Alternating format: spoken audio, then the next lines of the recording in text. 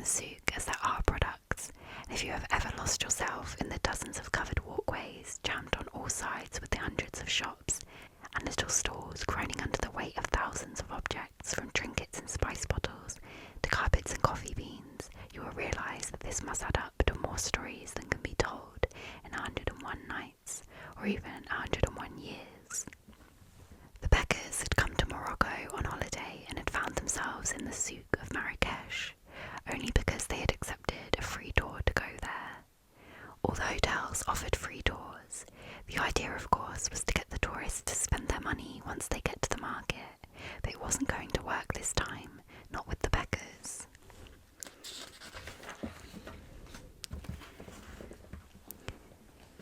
"It's too hot here," Brenda Becker was complaining, "and all these flies, we shouldn't have come. I said I didn't want to come, and anyway, it's not as if there's anything to buy, all this foreign muck." She swatted at a fly buzzing around her plump, rather sunburned face. "Why can't we just find a branch of Marks and Spencer?" she moaned. Her husband, Brian Becker, gritted his teeth and followed behind her. It seemed to him that he was always one step behind her, like Prince Philip and the Flipping Queen. It was certainly true that she ruled over everything he did. That was why he enjoyed his job so much. He worked as a traffic warden. First of all, it got him away from her, but also it meant that at least when he was out on the road, he was in charge. A salesman in torn jeans and a grubby t-shirt came up to him, showing off a string of beads. Brian waved a tied hand. "Go away," he shouted. "Sod off, Sinbad." He stopped and wiped the sweat off his forehead, where it dripped through what was left of his hair. Brian Becker was a small, weedy man with a thin face and slightly orange skin. He had lost his hair before he was 20, and even now he was embarrassed by the sight of his head, bald and speckled like an egg. That was another good thing about being a traffic warden. He liked the uniform.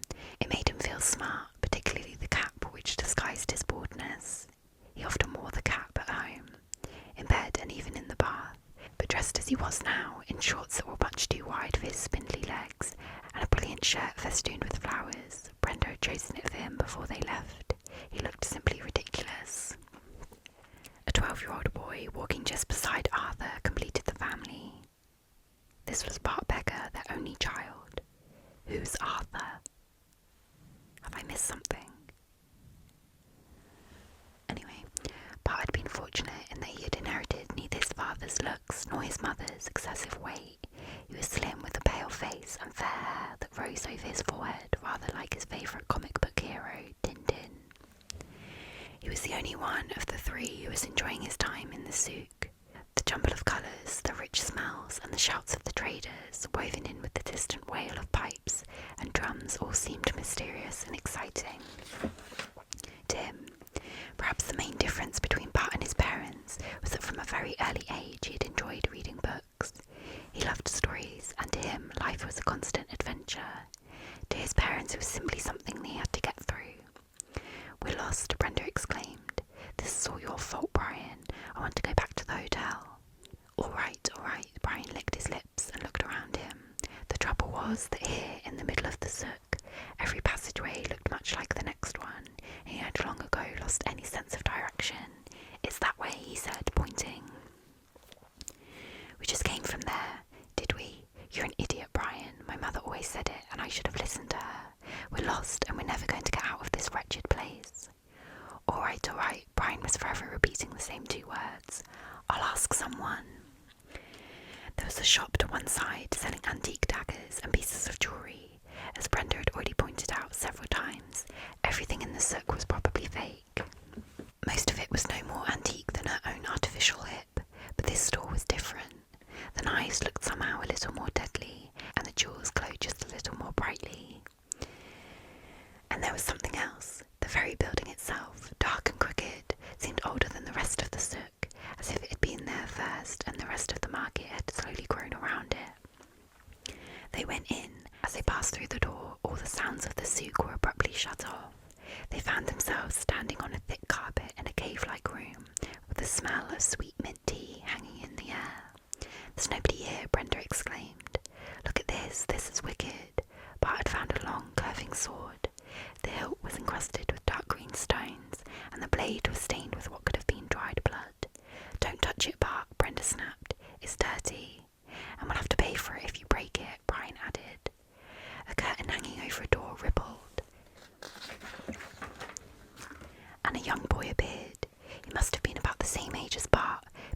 daughter with very dark skin, black hair and a round, slightly feminine face.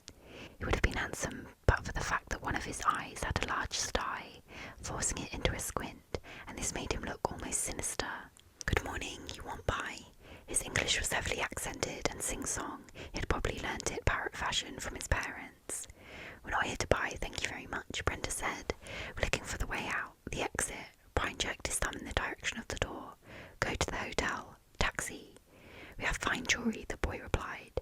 "Nice necklace for lady, or maybe you like carpet." "We don't want jewellery or carpets," Brian replied angrily. "We want to go home." "This is useless, Brian," Brenda muttered. "I sell you something very special." The boy looked around him and his eyes settled on a wrinkled object lying on a shelf. It was brown and curved, half wrapped in mouldy tissue paper. "I sell you this." He took it and placed it on the counter. "We don't want it," Brian said. "It's revolting," Brenda agreed. "What is it?" Bart asked. The boy leered. "It's my uncle's," he said. "The monkey's ear. It's very old, very powerful, very secret." "What does it do?" Bart asked. "Don't encourage him, Bart," his mother said. But it was too late. The boy ignored her. "The monkey's ear gives 4 wishes," he said. He counted on his fingers as if checking his English. 1, 2, 3, 4. You say to the ear what you want and you get. Very rare, but also very cheap. I give you a good price. "We don't want it," Brenda insisted. Bart reached out and took it. The ear nestled in the palm of his hand. It seemed to be made of leather, but there were a few hairs on the back. The inside of the ear was black and felt like plastic.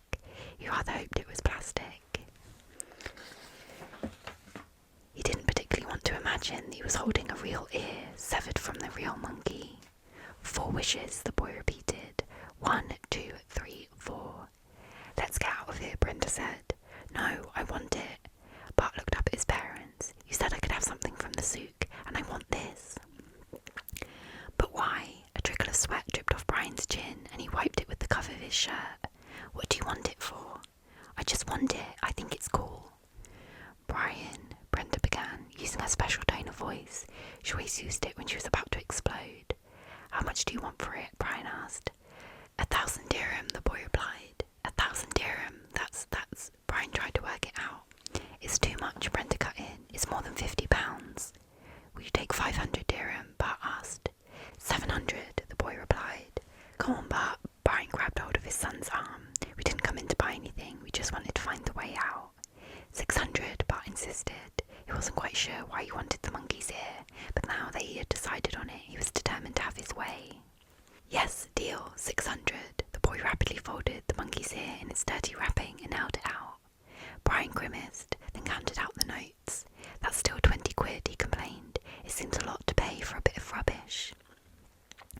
"You promised," Bart said. It actually worked out that the price was nearer £30, but thought it better not to say.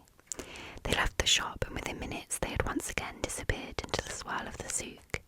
Back in the shop, the curtain had moved for a second time, and an enormously fat man had come in, dressed in traditional white robes that reached down to his sandals.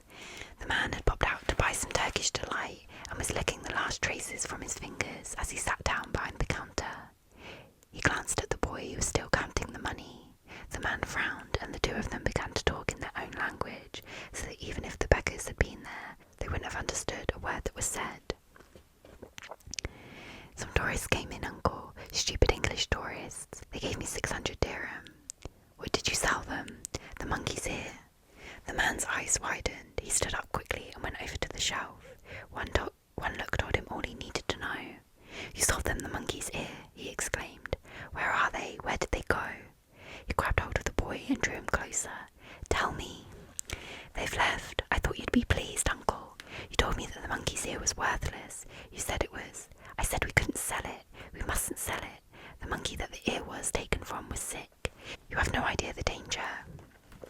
Quickly, you son of a goat. You must find the tourists. You must give them back their money. You must get it back." "But you said, find them. Go now. In the name of Allah, let's pray. It's not too late." The man pushed the boy out of the shop. "Search everywhere." The boy ran out into the souk. The man sank back into his seat, his head buried in his hands. It was already too late. The beggars had managed to find their way out, and were by now in a taxi on the way back to the hotel. And 2 days later they left Marrakesh.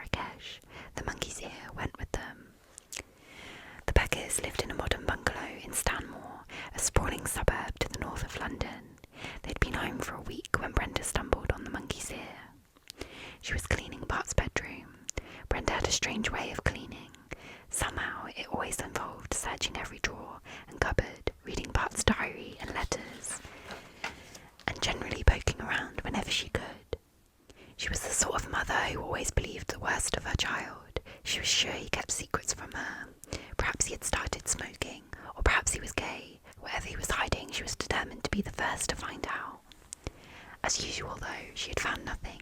She had come upon the monkey's ear underneath a pile of Tintin comics, and she carried it downstairs in order to prove a point. Bart had just got home from school. Brian had also got back from work. He'd had a disappointing day. Although he'd been out in the street for 9 hours, he'd only issued 307 parking tickets, far short of his record. He was sitting in the kitchen, still wearing his uniform and precious cap, eating a fish finger sandwich. Bart was also at the table, doing his homework. "I see you've still got this filthy thing," Brenda exclaimed. "Mum," Bart began. He knew his mother must have been looking through his room. "We paid all that money for it and you've just shoved it in a drawer," she sniffed indignantly. "It's a complete waste. We should never have bought it." "It's not true," Bart protested. "I took it to school and showed everyone. They thought it was creepy." "Have you made any wishes?" Brian giggled. "You could wish yourself top of the class. It would make a pleasant change." No, Bart had almost forgotten what the boy with the sty had said, but the truth was that he would have been too embarrassed to make a wish using the monkey's ear. It would be like saying he believed in fairies or Santa Claus. He had wanted the ear because it was strange and ugly, not because he thought it could make him rich. His father must have been reading his mind. "It's all just rubbish," he said. "A monkey's ear that gives you wishes, that's just a load of cobblers." "That's not true." Bart couldn't stop himself arguing with his father. He did it all the time. "We had a story in school this week. It was exactly the same, except it wasn't a monkey's ear, it was a monkey's paw. And it wasn't as good as an ear because it only gives you 3 wishes, not 4. "So what happened in the story?" Brian asked. "We haven't finished it yet." This wasn't actually true. The English teacher had finished the story, which had been written by someone called Edgar Allan Poe, but it had been a hot day and Bart had been daydreaming, so he hadn't heard the end. Brian took the ear from his wife and turned it over in his hand. He wrinkled his nose. The ear was soft and hairy and felt warm to the touch. "It would be bloody marvellous if it worked," he said. "What would you wish for, Dad?" Bart asked. Brian held the ear up between his finger and thumb. He raised his other hand for silence. "I wish for a Rolls Royce," he exclaimed. "What a lot of nonsense," his wife muttered. The doorbell rang. Brian stared at Brenda. Brenda sniffed. "I'll get it," Bart said. He went to the door and opened it. Of course there wasn't going to be a Rolls Royce there. He didn't expect that for a minute. Even so, he was a little disappointed to discover that he was right, that the street was empty apart from a small Japanese man holding a brown paper bag. "Yes," Bart said. "This is 15 Green Lane." Yes, that was their address. The Japanese man held up the paper bag. "This is the takeaway you ordered." "We didn't order any takeaway." Brenda had come into the hall behind Bart. "Who is it?" she asked. "It's someone saying we ordered takeaway," Bart told her. Brenda glanced at the Japanese man with distaste. She didn't like foreign food, and for that matter, she didn't like foreigners either. "Of course she doesn't. I think we covered that." "You've got the wrong house," she said. "We don't want any of that here." 15 Green Lane, the Japanese man insisted.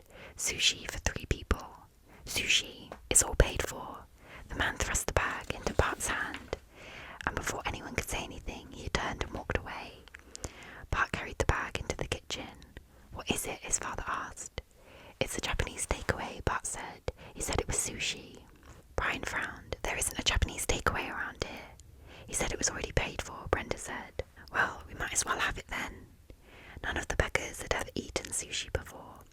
When they opened the bag, they found a plastic box containing 3 sets of chopsticks and 12 neat rolls of rice stuffed with crab meat and cucumber.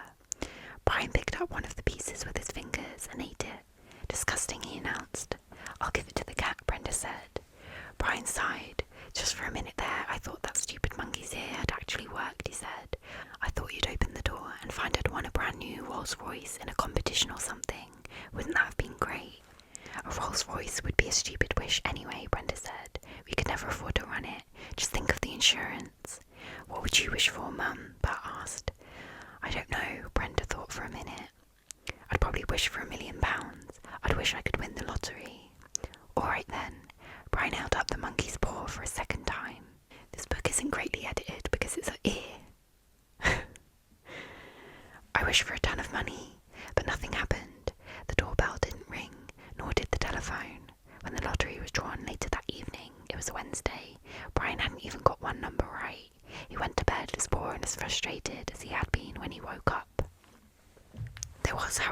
strange event the next day. Brian was out on his rounds and had just given a parking ticket to an old age pensioner and was on his way down to the station where he knew he would find at least a dozen illegally parked cars when he came upon a woman leaning under the bonnet of a small white van. Brian smiled to himself. The van had stopped on a yellow line. He reached for his ticket machine. "You can't park there," he exclaimed in his usual way. The woman straightened up and closed the bonnet. She was young and rather pretty, younger and prettier, certainly, than Brenda. "I'm very sorry," she said. "My van broke down. I'm just on my way to the market, but I've managed to fix it. You're not going to give me a ticket, are you?" Well, Brian pretended to think about it, but in fact he had no real reason to ticket her, not if she was about to move. "All right," he said, "I'll let you off this time." "You're very kind." The woman reached into the van and took a small tin off the front seat. The tin had a yellow and black label with the words Elm Cross Farm printed on the front. "Let me give you this," she said, "to thank you." "What is it?" Brian wasn't supposed to accept gifts, but he was intrigued. "It's what I sell at the market," the woman explained. "I have a small farm in Hertfordshire. I keep bees, and this is our best honey. It's really delicious. I hope you enjoy it." "Well, I don't know," Brian began, but the woman had already got back into the van, and a moment later she drove off. The honey was delicious. Brian and Bart ate it for tea that evening, although Brenda, who was on a diet, refused. She was in a bad mood. The washing machine had broken that afternoon, and the repairman had said it would cost £90 to mend. "I don't know where I'm going to find the cash," she said. Her eye fell on the monkey's ear that was still lying on the side where they had left it the night before. "I noticed we didn't get a single penny from that stupid thing," she said. "If only it did have the power to grant wishes, I'd have a new washing machine for a start, and a new house, and a new husband too, for that matter." "What's wrong with me?" Brian complained. "Well, you haven't got much of a job, you don't earn enough, you pick your nose in bed. And I always think it's a shame you lost your hair.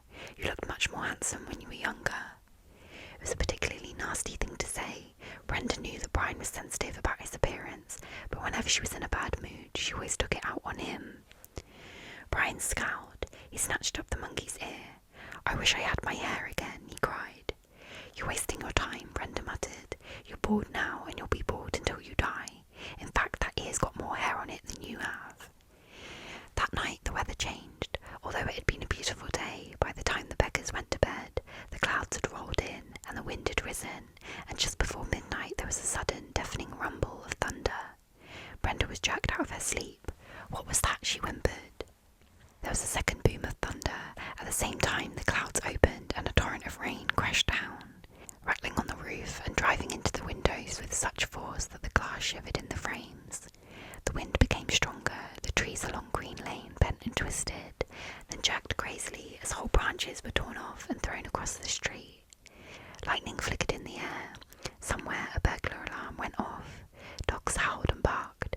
The wind screamed and the rain hammered into the house like machine gun bullets. "What's going on?" Brenda cried. Brian went over to the window in his pyjamas, but he could hardly see anything. The rain was lashing at the glass, a solid curtain that seemed to enshroud the bungalow. "It's gone crazy," he exclaimed. But the weather forecast didn't say anything about rain.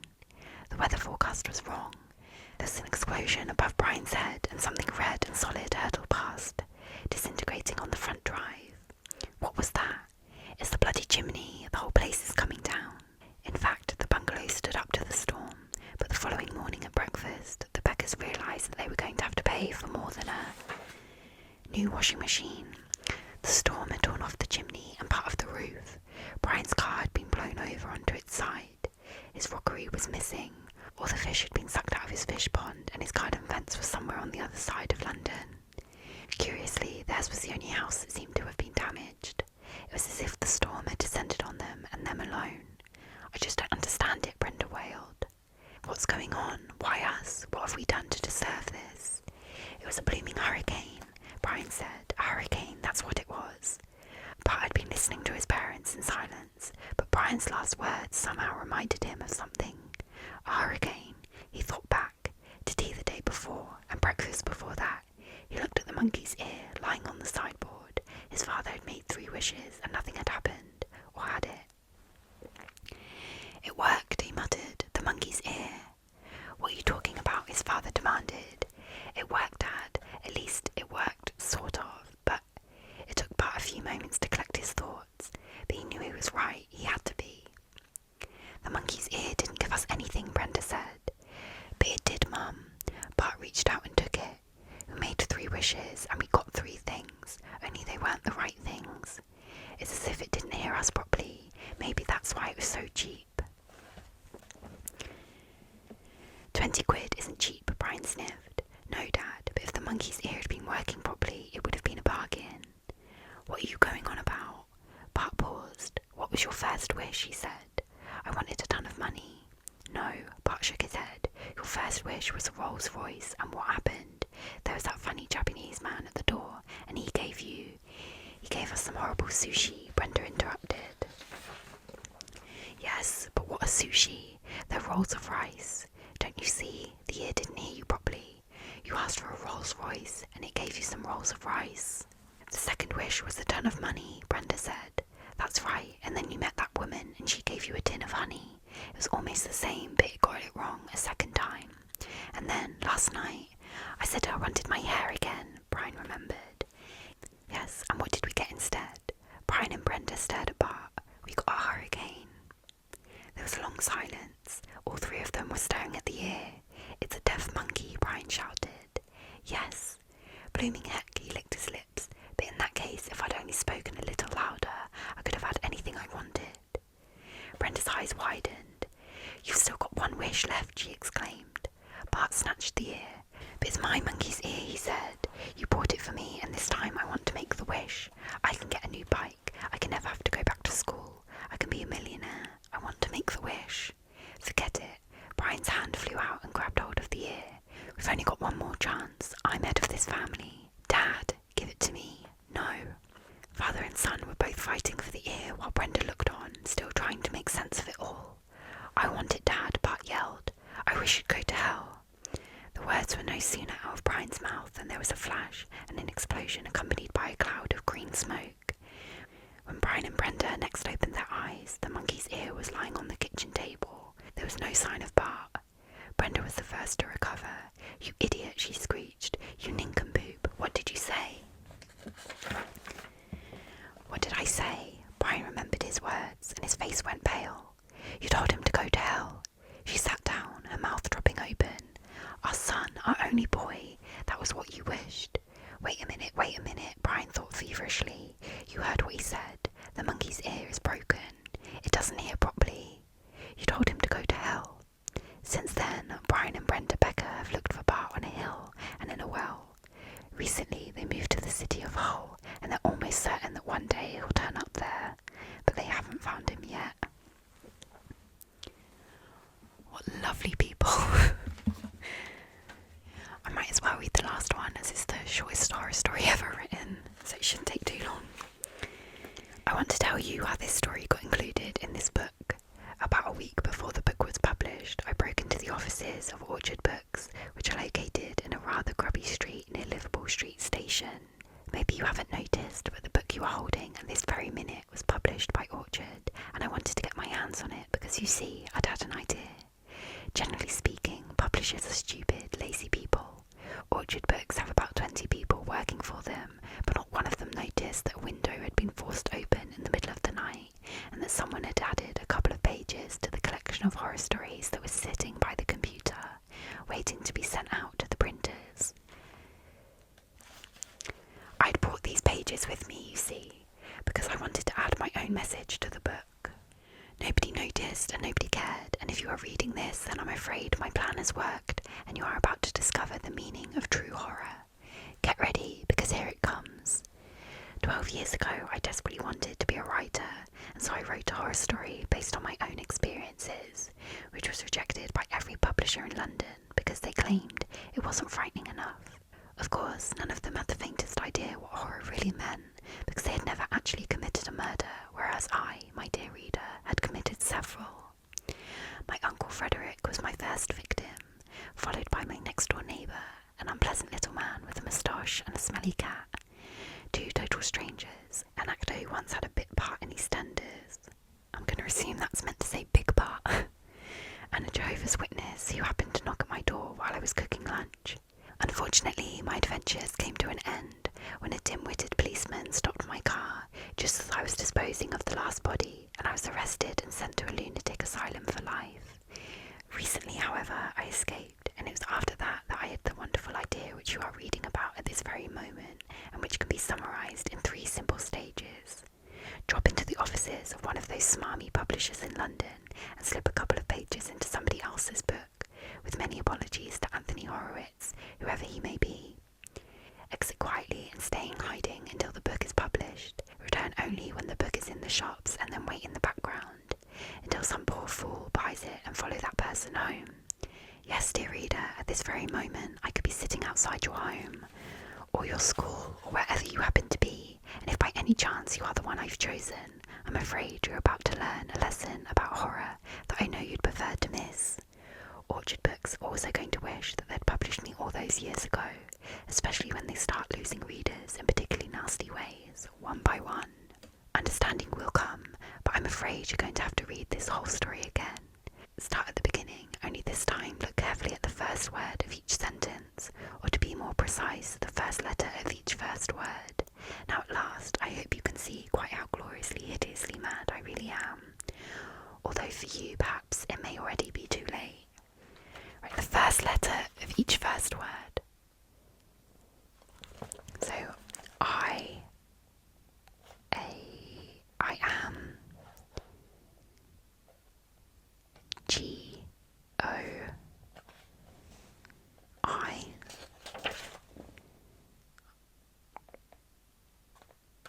Oh. Did I miss one? Oh, NG, going. D, O. I'm going to M. I'm going to say it's murder probably. M.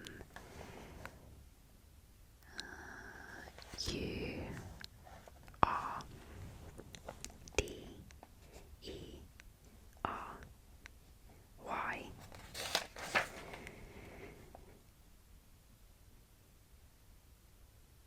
O, U. I'm going to murder you soon. How lovely. So it's I'm going to murder you soon. I really hope those characters were supposed to be absolute arseholes, because if not, those are some very shitty views. Also, there were quite a few